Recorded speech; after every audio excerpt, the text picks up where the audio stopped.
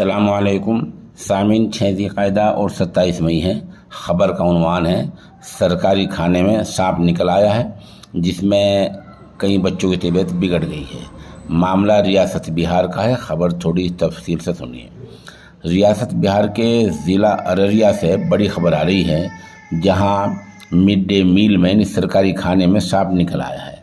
इत्तला के मुताबिक फारबिसगंज के हाई स्कूल अमोना में स्कूली बच्चों की थाली में सांप निकल आया, जिसके बाद कई बच्चों की तबीयत बिगड़ गई है। बाद में क्या हुआ आपको पता ही है। चंद दिन पहले बिहार में इसी तरह खाने में कुछ और निकल आया था, तब भी यही कहा गया था कि एसडीएम मौके पर पहुंच चुके हैं, एसडीओ पहुंच चुके हैं, डीएसपी पहुंच चुके हैं, सारे बच्चों को अस्पताल में दाखिल करा दिया गया है। और ये कि ये खाना एक एनजीओ के ज़रिए परोसा जाता है, उसकी जाँच की जा रही है।